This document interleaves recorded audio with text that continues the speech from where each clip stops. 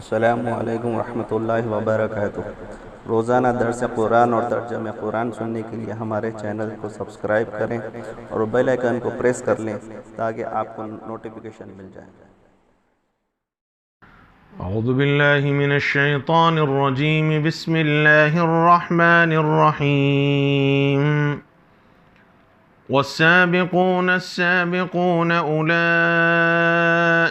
मुक़र्रबून फ़ी जन्नातिन नईम, सुल्लतुम मिनल अव्वलीन व क़लीलुम मिनल आख़िरीन अला सुरुरिन मवदूनह मुत्तकिईन अलैहा मुतक़ाबिलीन, यतूफ़ु अलैहिम विल्दानुम मुख़ल्लदून बिअक्वाबिन व अबारीक़ व कअसिन मिन मईन, ला युसद्दऊन अन्हा व ला युनज़िफ़ून।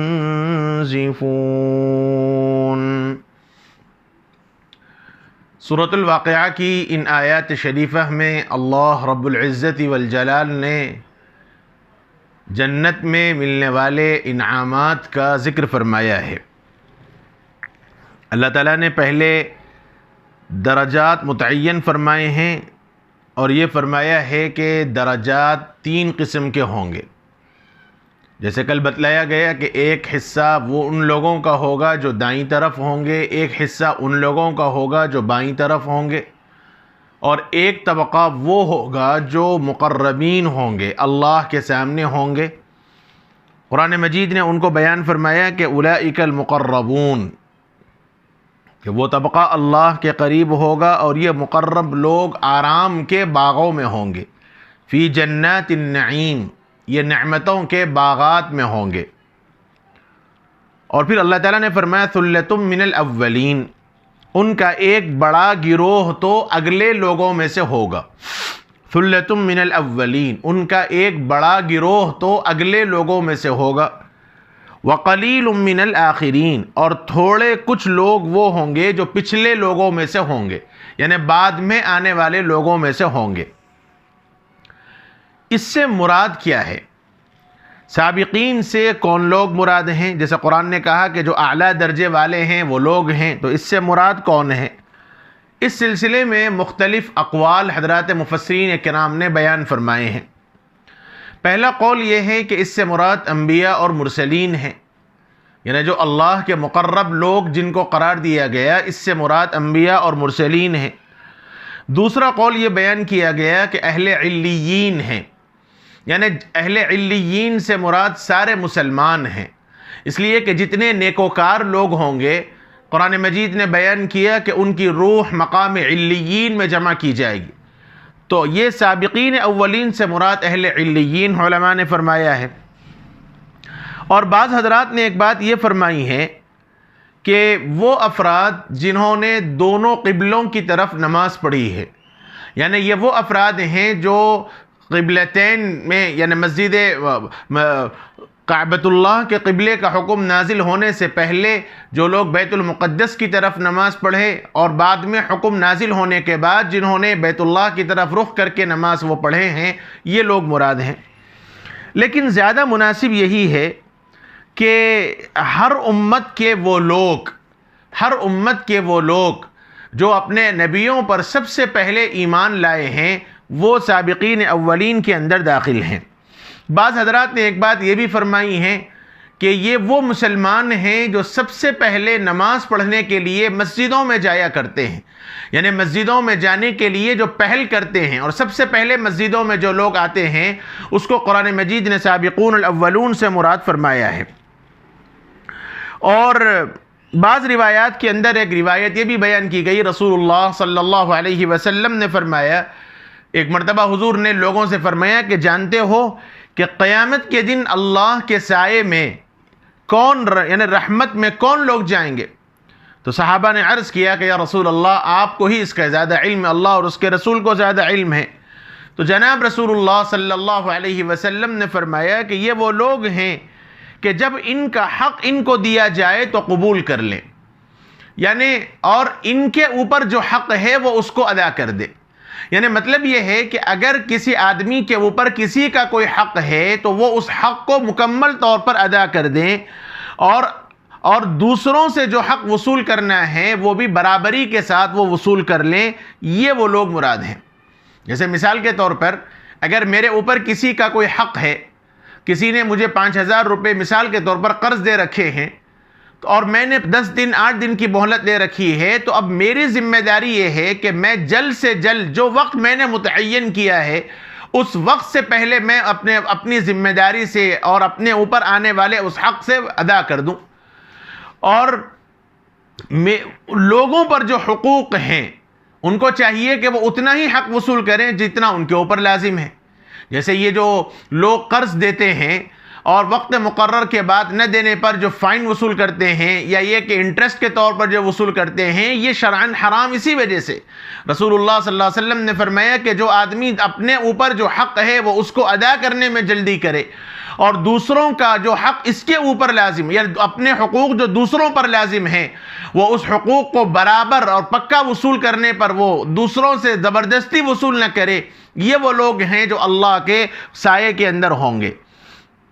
और फिर उसके बाद जनाब रसूल अल्लाह ताला ने फरमाया सुल्लतुम मिनल अव्वलीन व कलीलुम मिनल आखिरीन, उनका एक बड़ा गिरोह तो अगले लोगों में से होगा और एक दूसरा गिरोह वो लोग होगा जो बाद वाले लोग होंगे। इससे मुराद क्या है? सुल्लतुम मिनल अव्वलीन व कलीलुम मिनल आखिरीन से मुराद क्या है? इस सिलसिले में हजरात मुफस्सिरीन किराम की बेशुमार राय हैं। कई मुफस्सिरीन किराम ने यहाँ कई कई सफ़हात नकल किए हैं। उन सब का खुलासा और हासिल ये है कि सुल्लतुम मिनल अव्वलीन, अल्लाह ताला ने फरमाया कि उनका एक बड़ा गिरोह तो अगले लोगों में से होगा और थोड़े लोग होंगे जो पिछले लोगों में से होंगे। तो एक कौल ये बयान किया गया कि अव्वलीन से मुराद उमम साबिक़ा है, यानी पहले वाले लोग हैं, और कलीलुम मिनल आखिरीन से मुराद दूसरे लोग हैं। इसीलिए रिवायत के अंदर आया कि जब ये आयत नाजिल हुई तो हज़रत उमर इब्न ख़त्ताब रज़ियल्लाहु ताला अन्हु ने जनाब रसूलुल्लाह सल्लल्लाहु अलैहि वसल्लम से बड़े ताज्जुब से पूछा कि या रसूल अल्लाह, क्या हम में से लोग यानी बाद में आने वाले लोग उम्मत मुहम्मदिया हैं, तो क्या हमारे लोग कम होंगे जन्नती में? तो जनाब रसूलुल्लाह सल्लल्लाहु अलैहि वसल्लम खामोश रहे। हत्ता कि रिवायात ये बतलाती हैं कि 1 साल पूरा गुजर गया और उसके बाद अगली आयत नाजिल हुई कि सुल्लतुम मिनल अव्वलीन व सुल्लतुम मिनल आखिरीन, कि पहले लोगों में से भी एक बड़ा गिरोह होगा और बाद वाले लोगों में से भी एक बड़ा गिरोह होगा। गोया ये बतला दिया गया कि जनाब रसूलुल्लाह सल्लल्लाहु अलैहि वसल्लम की उम्मत दूसरे लोगों से मुमताज़ होगी। हत्ता कि हुजूर अकरम सल्लल्लाहु अलैहि वसल्लम ने फरमाया कि देखो, पहले लोगों में से एक सुल्ला और दूसरे लोगों में से एक सुल्ला, यानी उम्मत मुहम्मदिया की जन्नत में जाने वालों की तादाद पिछले लोगों के मुकाबले में आधी होगी।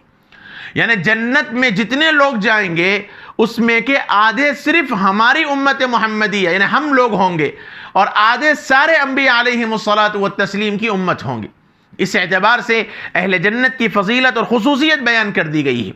और बाज़ हज़रात ने फरमाया है कि सुल्लतुम मिनल अव्वलीन से मुराद सहाबा हैं व कलीलुम मिनल आखिरीन से मुराद सहाबा के बाद आने वाले लोग मुराद हैं।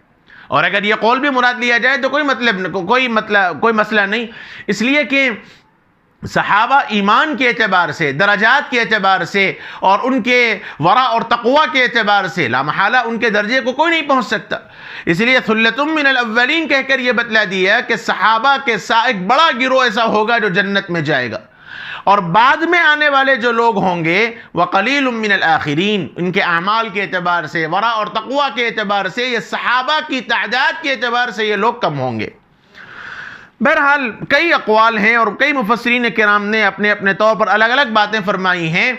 उन सब का हासिल और ख़ुलासा बस इतना है कि इस उम्मत की एक बड़ी तादाद वो होगी जो इंशाअल्लाह जन्नत में जाएगी और पिछले सारे उम्मतियों के मुकाबले में इस उम्मत की तादाद ज़्यादा होगी। अल्लाह ताला ने उसके बाद फरमाया अला सुरूरिम मौदूना, ये वो लोग हैं जो सोने के तारों से बने हुए तख्तों पर, अला सुरूरिम मौदूना, मौदूना असल में कहते हैं उन तख्तों को जो सोने के तारों से बनाया जाए। चाहे वो बिछोने के एतबार से लिया जाए, चाहे तख्त को मुराद लिया जाए, बहरहाल वो मसहरियों पर टेक लगाए हुए, अल्लाह ताला फरमाते हैं मुत्तकीन अलैहा, वो उस पर टेक लगाए हुए होंगे। यानी सोना अहले जन्नत को खुसूसियत के साथ दिया जाएगा, चांदी अहले जन्नत को खुसूसियत के साथ दिया जाएगा। सूरतुर रहमान की तफसीर में आपके सामने मुख्तलिफ अंदाज से बात आई है कि मुख्तलिफ खैमे अल्लाह ताला उनको अता फरमाएंगे। सोने मोती का खैमा होगा और उस खैमे के अंदर, उस टेंट के अंदर अल्लाह ताला जन्नतियों को सोने और चांदी की प्लेटें अता फरमाएंगे। मुख्तलिफ किस्म के सोने उनको अता किए जाएंगे। कुरान ये कहता है कि सोने से बने हुए तारों पर, सोने के तारों से बने हुए तख्तों पर वो तकिए पर टेक लगाए हुए आमने सामने बैठेंगे, मुतकाबिलीन। जैसे सोफ़ा सेट हो या मजलिस हो, आदमी इधर भी बैठा है दाईं तरफ, इधर भी बैठा है बाईं तरफ, दरमियान में बैठा है, इधर बैठा है, गोया चार तरफ से लोग बैठे हैं। तो जैसे आमना सामना है, आमना सामना, अल्लाह रब्बुल इज़्ज़त फरमाते हैं कि जन्नत में लोग मजलिसें लगाएंगे और इस तरह बैठे होंगे कि मुत्तकीन अलैहा मुतकाबिलीन, वो उस पर यानी जन्नत पर मसहरियों पर टेक लगाए हुए आमने सामने बैठेंगे।